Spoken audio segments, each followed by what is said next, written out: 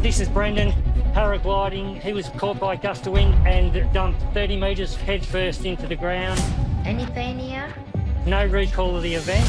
You hit the ground head first. Does that sound right to you? Well, He's got to have had some injuries. So big bad mechanism. I'm just looking at his x-ray. Wow. This man shouldn't really be here. I'm surprised he's alive. You were by my side, came to my aid. Look inside my eyes and help me try to ease the pain. You're my lifeline, tell me it's gonna be right. You're my lifeline, reach out your hand, take mine. Very worried for you, my friend. The bone's been smashed to bits. He's actually stopped breathing. Help me, please save me right now. With our intervention, he's legally today. That's better. I need you to save me now.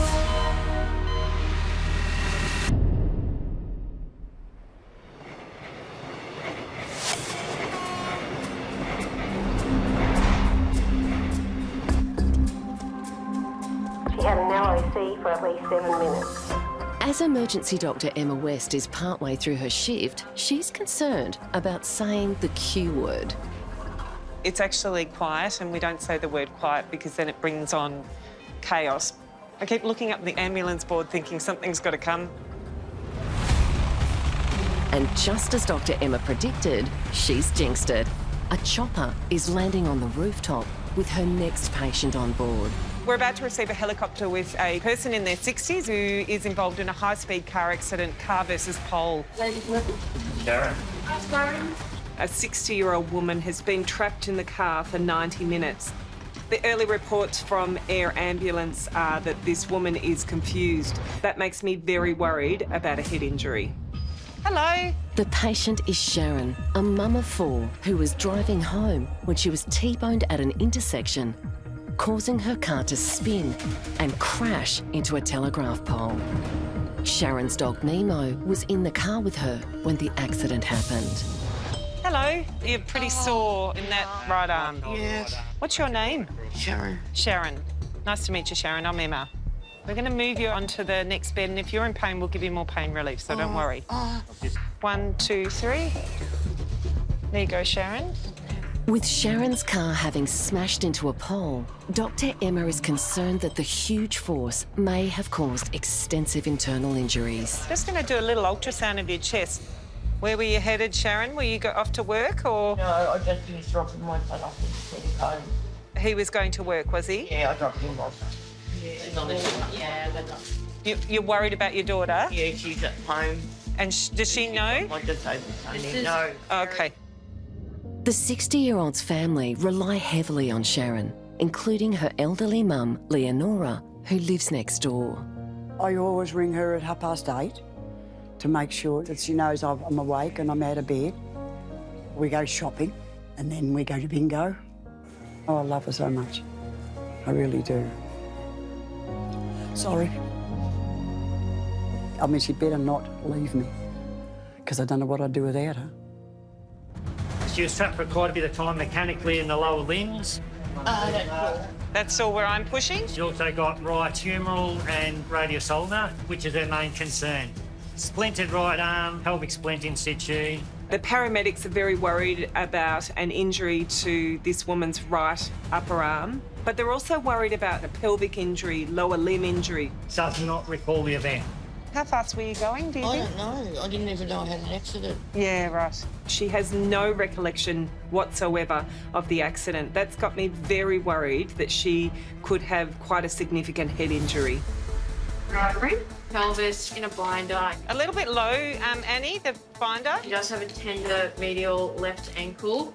All right, so priorities X-ray are on their way. Working alongside Dr. Emma is emergency doctor Emma Moore. Then we'll try and get her to the CT. No. Okay.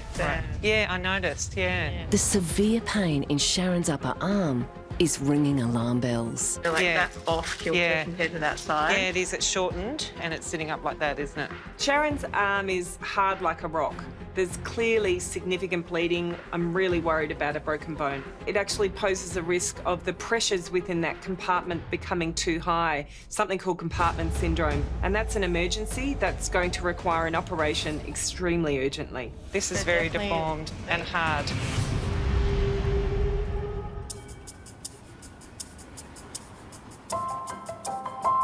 The morning has been a pretty standard morning. Emergency Dr. Sarah Whitelaw may just be beginning her shift, but it's far from the start of her day. Trying to get everyone to work in different places and to school on time. Feels kind of like worked half a day before you get here. And the pace doesn't let up as she hits the ED floor. Good morning. Dr. Sarah's first case has arrived. Hello. Is Alex here for you? I'm Sarah, one of the emergency doctors. Welcome to the Royal Melbourne. The patient is 46-year-old security guard Alex, who had just finished mowing a paddock on his family's property when the gruesome accident happened. Tell me what has happened. I'm riding a ride-on mower. Yes. Stepped off the garden where it's supposed to be, and I've stepped in the blades. So, okay. And the blades are still engaged. So okay. I stepped down, my toes coming to. You stepped and then kind of pulled your foot away. Yeah. Why don't we make sure that we've got some pain relief? Lawnmowers can cause a really significant injury that's life-changing in a matter of seconds. When I look at Alex's foot, I'm relieved. It's still attached, but there's a lot of blood on Alex's bandage, and I'm really hoping that the toes are not too badly damaged. Who do you live with? Who's at home? My wife. Alex's wife, Sarah, was in the house at the time and called the ambulance. I hear the mower stop, and then I hear Alex yell out, "Sarah!" And I just knew from the tone of his voice that something was wrong. I'm a nurse, so I got up and ran over, and I was already assessing the situation. I look down and I see that Alex has injured his left foot quite seriously. I'm just going to have a look at the rest of you because I want to make sure that we're not missing any other injuries. Let's take this one off. With Alex not having any other obvious injuries, Dr. Sarah needs to look at the wound, but is mindful that Alex will be in extreme pain, even though he's not showing it. He just is going to need some more pain relief. I wonder if we just want to give him some intranasal fentanyl. I'll go start setting everything out. Yeah, awesome. You're right, no rush.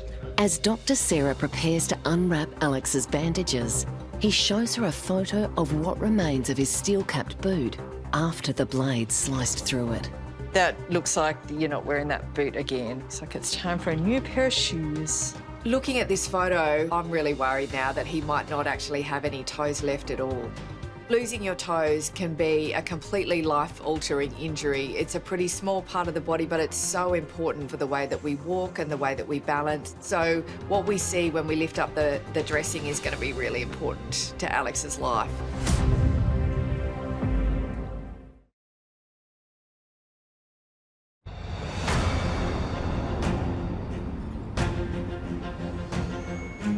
This is very deformed and hard. 60-year-old mum of four, Sharon, has a suspected badly broken arm after her car crashed into a telegraph pole. Instead of the shoulder shoot through, can we do a humeral shoot through? I'll change the order. Dr. Emma is worried that the break is so bad that Sharon's arm could have massive internal bleeding and lead to a condition called compartment syndrome. So Sharon, what we're going to do next is do an x-ray of your arm that's very sore. Yes. It's likely that that's broken. A broken bone leads to bleeding, and bleeding leads to increased pressure within a compartment. If Sharon were to show signs of compartment syndrome, she'd need to be urgently transferred to theatre to release the pressure in the arm. X-ray. Where is that? Humeral. Oh, ow. Good picture. That's sore. All right, I'm going to get a CT of that. Sharon's x-ray confirms a broken humerus. Essentially, the bone has been snapped in half. It would be extremely painful, and potentially there's ongoing bleeding. So that still poses that ongoing risk of a compartment syndrome. That splint seems to be holding things in place. I imagine that's making it a little bit more comfortable. Yeah. Just moving some stuff for the x-ray. As well as the threat of compartment syndrome, Dr. Emma is now concerned that Sharon may have broken her pelvis. X-ray. Pelvis. So that's closed. Yeah. Which side she maybe saw on? Right, left. It's an incomplete film. There's part of the pelvis that's been cut off by the X-ray. There's still a possibility that she's got a broken pelvis in there. The best way for us to know is via the CT scan, and so that's what we need to get quite urgently. Do you want to put another binder on when we log roll? Yes. The binder's too low, isn't it? Sharon's pelvic binder needs to be adjusted. It's just moved a little bit, so we're going to apply a new pelvic binder to really make sure that the pelvis is closed. We'll put our binder underneath and then we're going to have to swap over once we roll over. To be able to adjust the pelvic binder seems simple, but it's not. It's very, very tricky. You run the risk of moving the pelvis, and that's when it'll bleed. On 3. 1, 2, 3. And that's life-threatening. Hang on.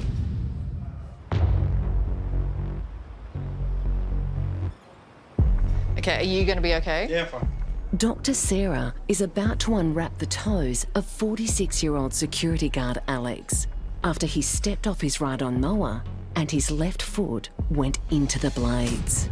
I'm really worried that those toes will be completely gone. Expecting the worst, Dr. Sarah will immediately send photos of the wound to the plastic surgeons in case he needs emergency surgery. Okay.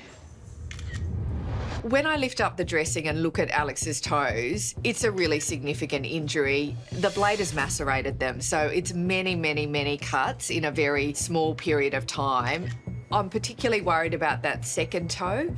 I think he might lose that. I am relieved that there's some toes there and a bit of his first toe. We'll pop that back on gently and you'll get as much pain relief as you need. Dr. Sarah must now tell Alex the stark reality of just how badly his toes are injured.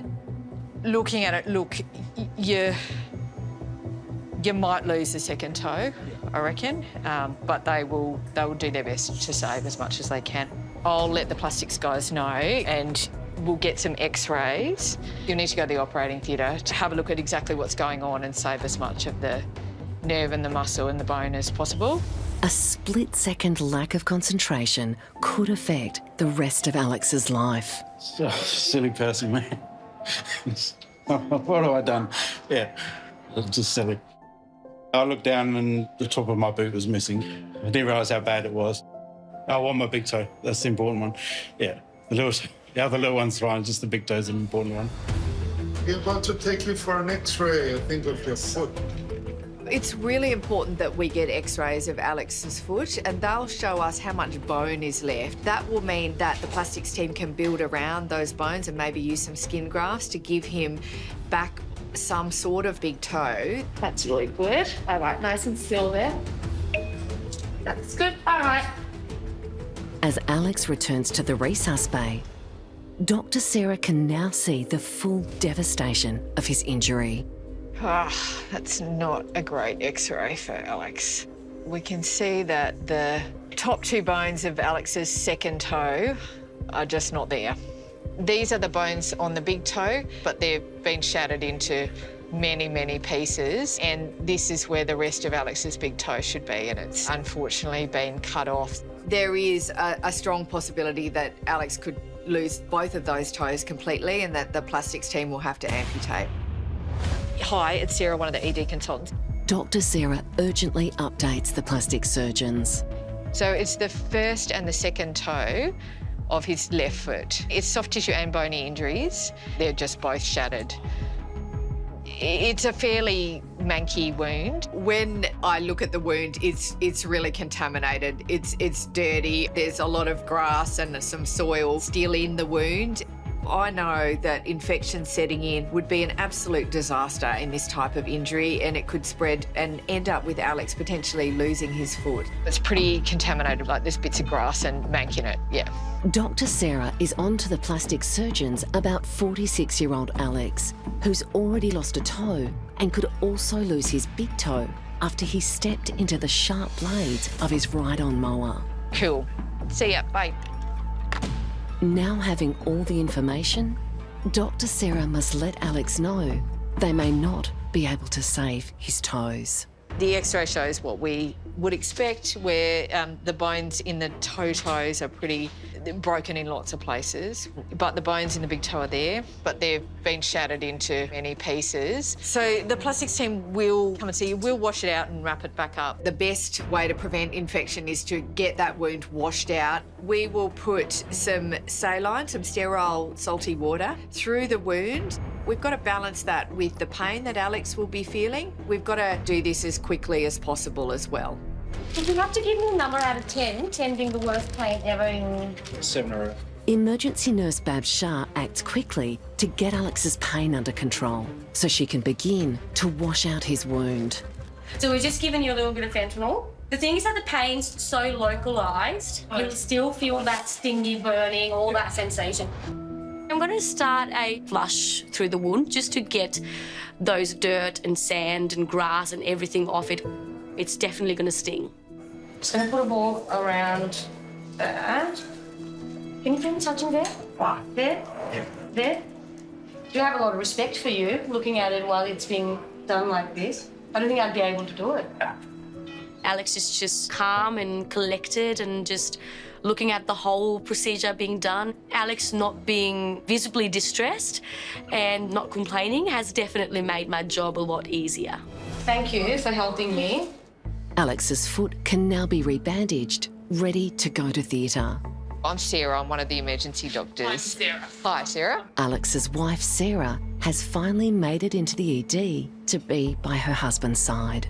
There is a risk of infection in these types of wounds, and you will need, obviously, washed out properly in the operating theatre.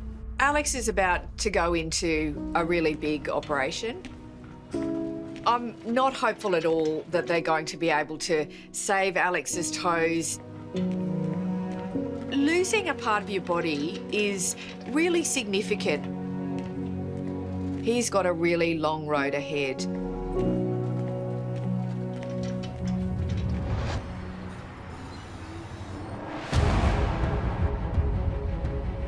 One, two, three. Dr. Emma and the team are changing the pelvic binder of 60-year-old Sharon, who could have multiple injuries after her car smashed into a pole. Turn back on 1, 2, 3. Although Sharon's in terrible pain, they have no choice but to roll her again to get the new binder tightly in the right place before the old one can be taken off. Oh no. Little tip. 1, 2, 3. Guys, hold on. You good, you good. Okay. That was it. Might need you to just try and lift her arm up on the side a little bit.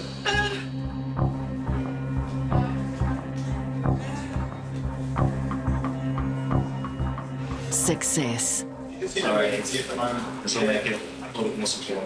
The new binder is on and holding Sharon's pelvis tightly in place so she can be moved to the scanner. We're just getting her sorted and getting her around to the scanner. As the hospital updates Sharon's family, 100% she'll be here at least until tomorrow. she becomes distressed about her mum, Leonora. And I'll look after my mum. If I pass it, she'll have no one. And I really can't help her while I'm in here. She's only got myself to lean on. And with all her worries, animal lover Sharon is desperate to find out what's happened to her beloved dog, Nemo. Nothing can describe how much I love my dog.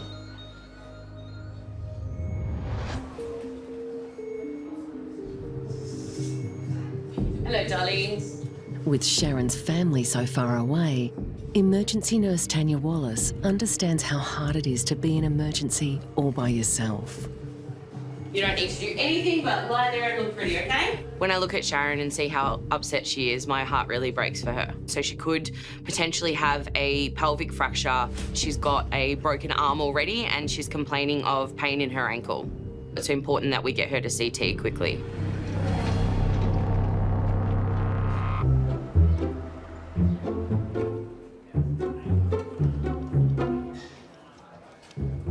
Hey Jana, it's Lisa. Between patients, emergency doctor Lisa Walker needs some assistance from emergency doctor Jana on the ED floor. I thought you might want to come help me give JPAP his birthday crown. I'm just at the main desk when you're free because I'm going to have to distract him because he won't let me anywhere near him. Bye. And as Dr. Lisa predicted, Just don't run away too far, JPAP. Dr. Jonathan isn't too keen on his birthday headgear. Oh, I'm not wearing that. But as Dr. Jonathan hurries away, he walks straight into his next trauma that's arriving by air ambulance. What's coming in here?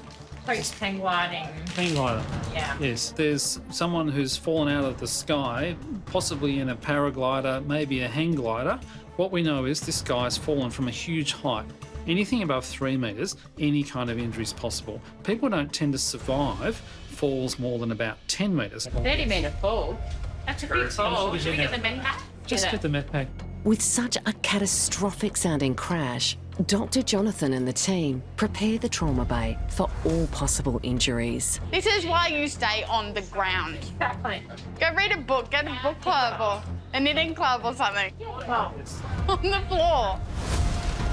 On the rooftop, air ambulance has arrived with 50-year-old Brendan, Hi guys, who was flying his paraglider when a powerful gust of wind made him plummet 30 metres head first to the ground. Hey, my name's Ben. I'm one of the nurses here. Hey, Ben, I'm the first too. Are you? Brendan's love of paragliding started 2 years ago when he got hooked on the adrenaline of riding warm currents of air high above the ground. Hands are okay, which is good. Can breathe in and out, so that's good. Self-assessment, like it. Brendan's son, Ronan, had gone paragliding with his dad. The first he knew about the accident was when he saw him lying on the ground. When I got over to my dad, I noticed that his eyes wasn't opening, he wasn't responding, but he was breathing. This is the worst I've ever seen my dad, ever. He's a great person to be around.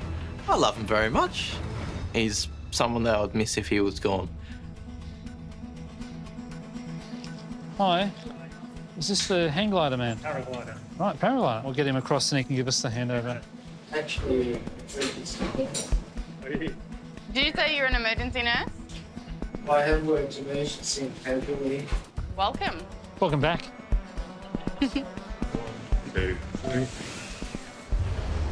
Primary survey. Dr. Jonathan immediately gets the team to examine Brendan for any threats to his life. Let's go with the story. This is Brendan paragliding. He was caught by a gust of wind at about 30 metres from the ground, pendulumed up and literally dumped headfirst into the ground with acceleration noted. Big breath. LOC, prior to my arrival, he was only just coming to. No recall of the event. Yep. Abrasion to the head. He's complaining of some right elbow discomfort. This elbow was sore, yeah? Pelvis appears intact. So big bad mechanism. Wow. What you got? Only area of concern is his right elbow. And you did the lungs? Lungs are okay. How are you feeling there, mate? Half my right elbow, everything's good, eh? They thought you hit the ground head first. Does that sound right to you? Yeah. I've confirmed with Brendan that he's actually gone head first into the ground. If you told me he had no major injuries, I'd tell you you were dreaming. He's got to have had some injuries. To be honest, I'm surprised he's alive. We'll X-ray, then we'll roll, and then we're going to CT.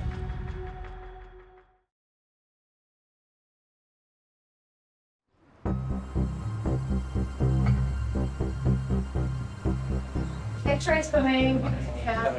Dr. Jonathan is about to X-ray 50-year-old Brendan, whose paraglider crashed him headfirst into the ground from 30 metres. Well, I'm pretty worried about the mechanism, to be honest. There's a mystery factor here. How did he fall 30 metres without having significant injuries? How did he do it? It's a paraglider. Determined to get to the bottom of what's happened, Dr. Jonathan tries to get more information. So are you sort of in a sitting position now? I've got a good harness with good airbag, so... It's got an airbag. Maybe you're just pushing on the airbag. A paraglider has an airbag. Well, that's news to me. I can only surmise that Brendan's airbag has saved his life. Chest X-ray? Yep. So, Sam, the ultrasound conclusion, normal? Yeah, all negative, yeah, all good. Remarkably, it's confirmed that Brendan has no internal bleeding. X-ray resource 5. just looking at his X-ray of his chest, which looks okay. There's nothing wrong. We don't see anything. That's a bit unbelievable. Nevertheless, that's what we're seeing. There's nothing wrong there. As if he fell 30 metres and he's got a sore elbow and that's it. It's done. Well, he's got some sort of airbag thing, he was saying. Nurse Sarah Thomas was also expecting Brendan to have shocking injuries. If all of you come out of this with is an injured elbow, That'd be great. you should buy a lottery ticket. Brendan's fallen from 30 metres.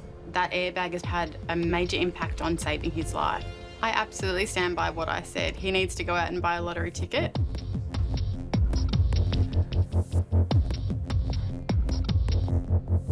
Dr. Jonathan immediately receives the scan results. So this is Brendan's head scan.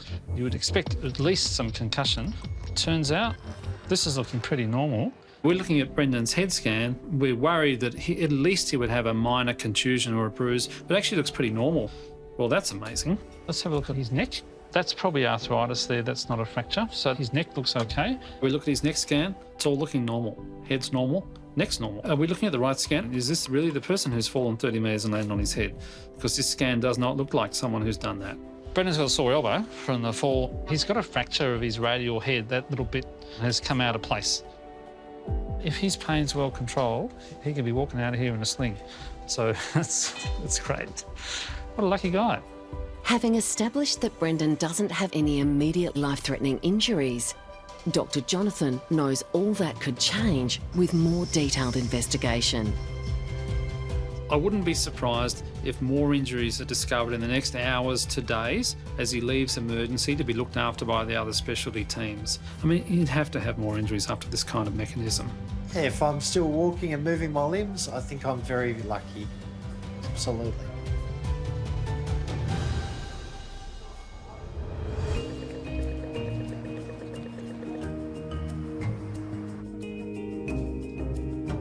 What's going on? This is supposed to be a cup of tea time, Jana. It's nearly the end of a very special day for Dr. Jonathan. Oh, thank you. Oh, I've got the 60 years old. Thank you, 60. Thank you. That's ridiculous. Dr. Lisa's been trying to give Dr. Jonathan the crown all day long. The crown fits Jonathan very well, so Jonathan should probably keep it on all the time. Well, then I go out. They're like spontaneously relighting. Luckily, Dr. Chung has a glass of water to solve the problem.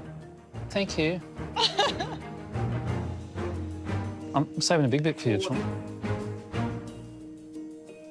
And Dr. Chung's finished his cake just in time, as he's been called back to the ED floor with an emergency on the way. GI bleed, had 2 days of H&M, blood pressure initially 65. All right, I'll find the team. The guy's bleeding internally. We'll see. It's an elderly man. He's vomiting blood and he's also passing out blood through his bowels. So that tells me that he's bleeding from the stomach region and he's got a very low blood pressure. I'm very worried that he's lost a lot of blood. Nora, what time do you finish? Where are you at now? I'm just about to go see you by an 8:30. See this one instead. Okay. Working with Dr. Chung today is junior emergency Dr. Nora O'Sullivan, who's doing some training in ED. 77 GI bleed, 2 days of hematomas. The other hat that I wear in the department is of an educator, and I look after the juniors. It's a passion of mine.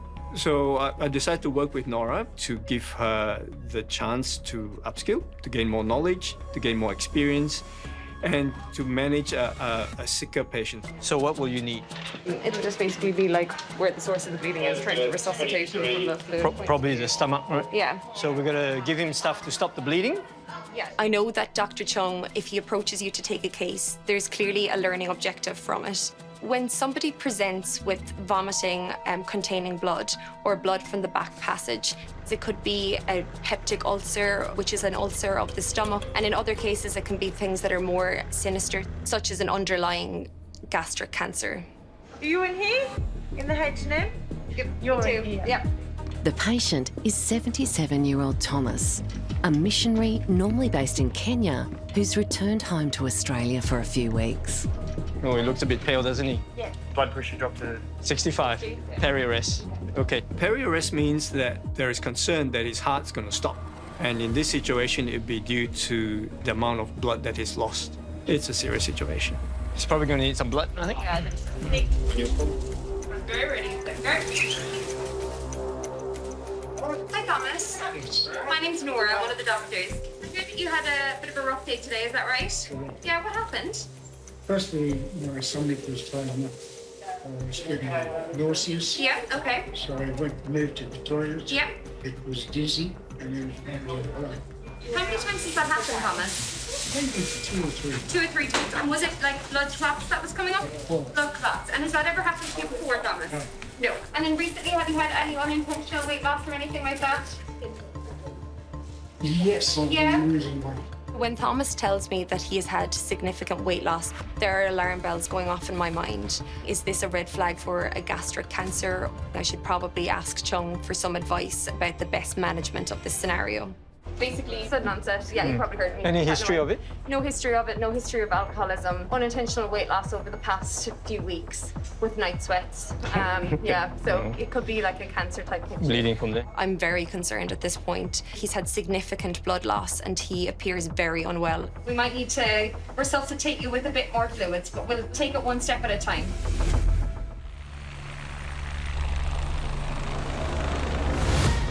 Nurse Tanya is taking 60-year-old Sharon for a CT scan after her car smashed into a telegraph pole.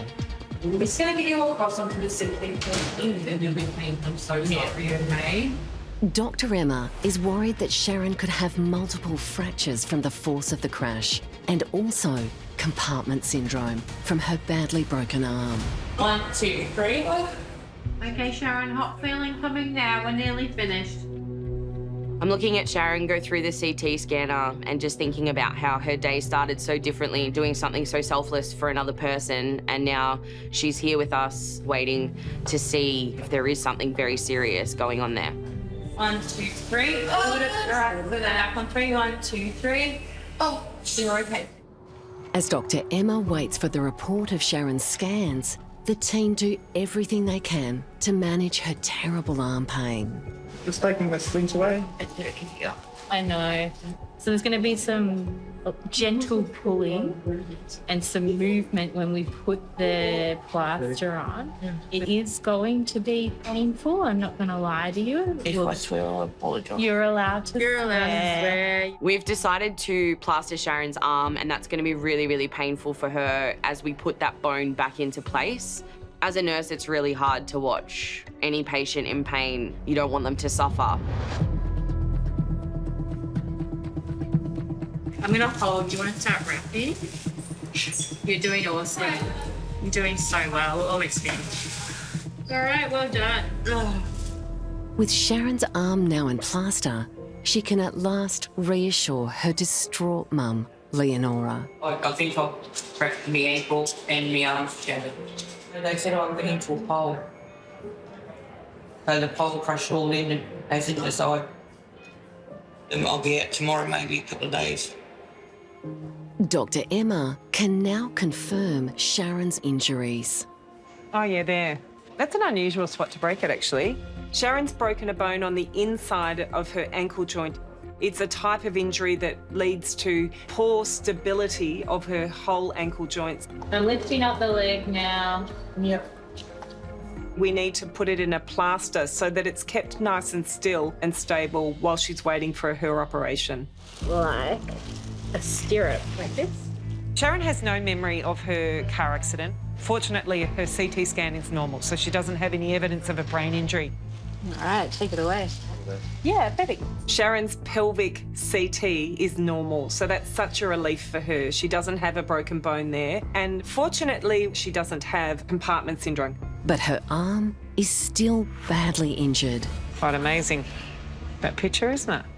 That's the major vessel coming down there, but it's snapped off just there. Ouch. Oh, ow. Sharon's got both a broken arm and a broken ankle, so the orthopaedic surgeon will need to fix both in the same operation. That poses a long path ahead for Sharon in terms of recovery. It's a time that you really lean on the people around you, but Sharon's got people that depend on her. It's going to be a quite tricky time for her. both emotionally and physically.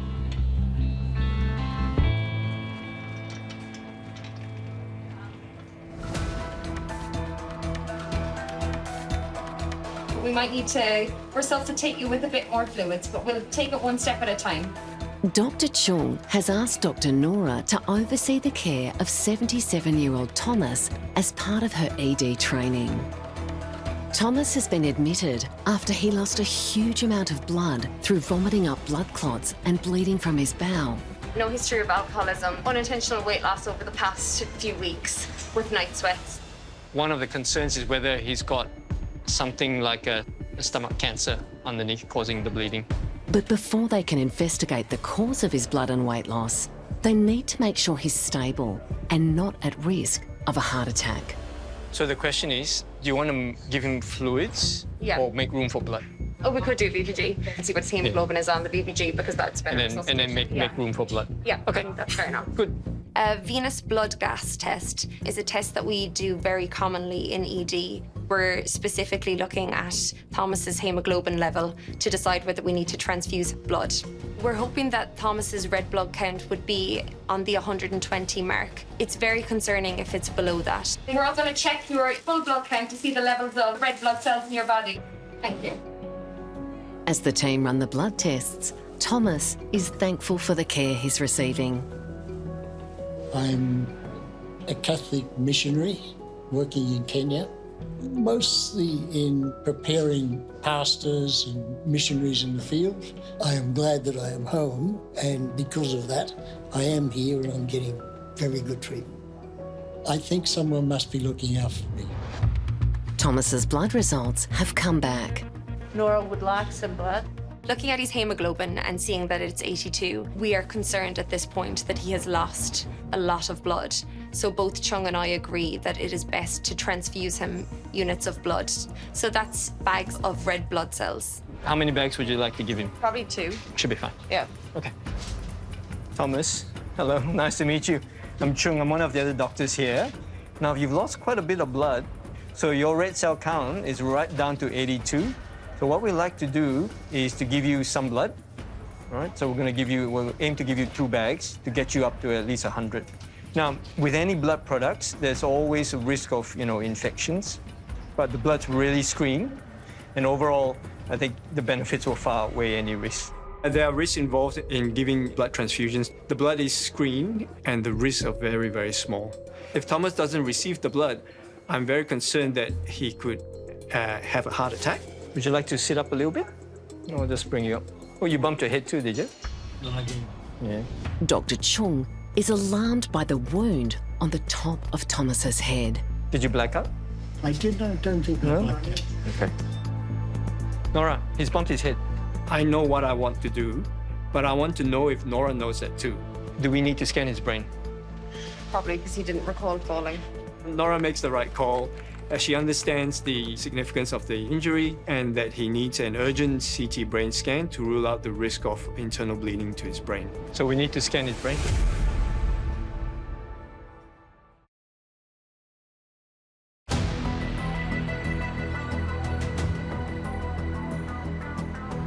Nora, he's bumped his head.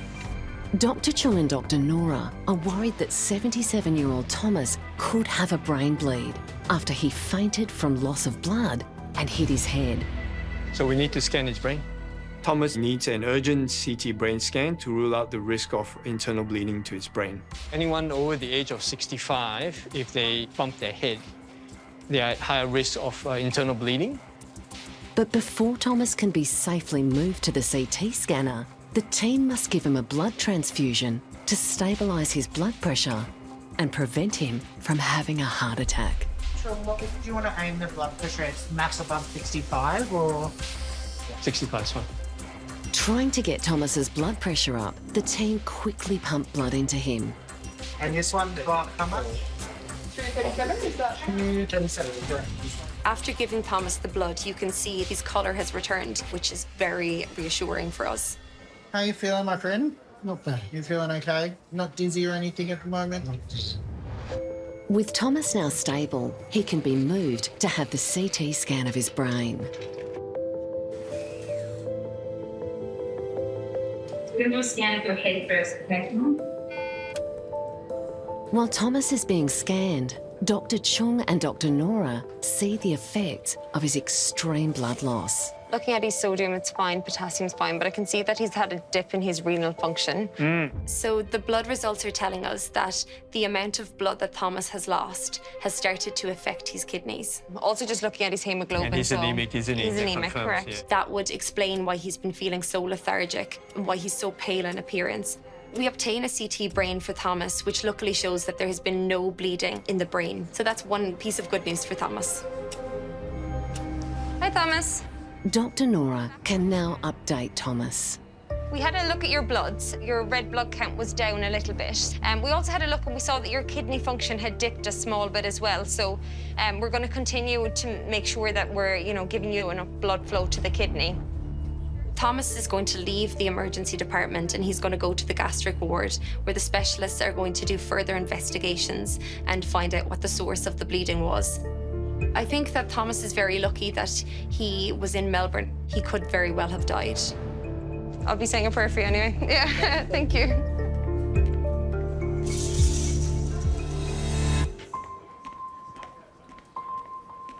Nora did very well today, I thought. She remained very calm.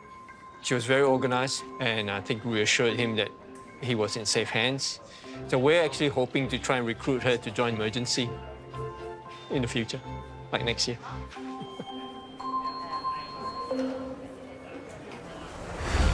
50-year-old Brendan was choppered into the ED after a freak gust of wind sent his paraglider plunging 30 metres to the ground. They thought you hit the ground head first.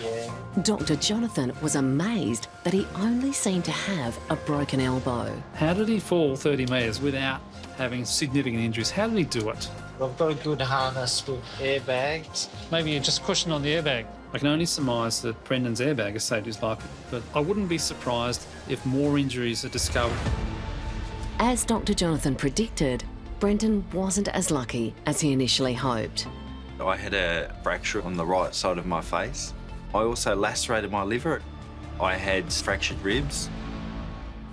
But Brendan knows things would have been a lot more serious without his airbag. When there's an impact, it decelerates the person. I think without the airbag, I doubt that I would be here today. You got your radio and your Vario pack? Yep, that's all in the cockpit. As for getting back in the air, OK, let's go off and have a fly. Sounds like a plan. there's no stopping Brendan. It's almost like you dream as a child of flying through the air. 46-year-old security guard Alex stepped off his ride-on lawnmower and into the machine's blades. You might lose a second toe. X-rays revealed Alex's big toe had also been smashed to bits. That's not a great X-ray for Alex. There is a strong possibility that the plastics team will have to amputate. I want my big toe. That's the important one. Despite their best efforts, surgeons weren't able to save Alex's big toe. But 2 months on, and with a lot of support from his wife Sarah, Alex is walking without crutches. Oh, thank you. No worries. And is due to return to work soon. 77-year-old missionary Thomas was rushed into the Royal Melbourne after he began vomiting up blood clots and passing blood when he went to the bathroom. You've lost quite a bit of blood, so your red cell count is right down to 82. Dr. Chung and Dr. Nora were so concerned about how much blood he'd lost, Thomas was immediately given a blood transfusion. If Thomas doesn't receive the blood, I'm very concerned that he could have a heart attack. They were also worried that the cause of the bleeding was very serious. One of the concerns is whether he's got stomach cancer. Thomas left the ED and was seen by gastric surgeons who discovered 2 burst ulcers in his stomach. After a successful operation to stop the bleeding, Thomas is recuperating and hoping to get back to Kenya soon. 60-year-old mum of 4 Sharon was airlifted to the ED after her car smashed into a telegraph pole. Oh, ow, good picture. That's sore. Sharon had a badly broken arm and also a severely broken ankle. But all Sharon could think about was her elderly mum, Leonora. If I pass it, she'll have no one. Some tight in there. I'll make a gardener out of you yet. 3 months later, Sharon is at home recovering from major surgery. I had an operation on my right arm. I had a rod, pins and plates put in that. My left ankle, I had pins and plates put in that as well. With the support of her loving mum, Sharon's making good progress. And how long do these take to grow, Mum? Oh, nearly till summer. Sadly, Sharon's family had to break some devastating news to her. My best friend, my dog Nemo, was killed in the accident. He was my pride and joy. He was my everything. Yosh! Come on, buddy! Sharon's recovery has been made just that little bit easier with a new addition to the family. Yoshi, come. Good boy. My children decided to get me a new puppy. His name's Yoshi. He's a Maltese cross Shih Tzu. He has sort of helped me recover. What are you doing? You're such a good boy, aren't you? Yeah, it's a good boy.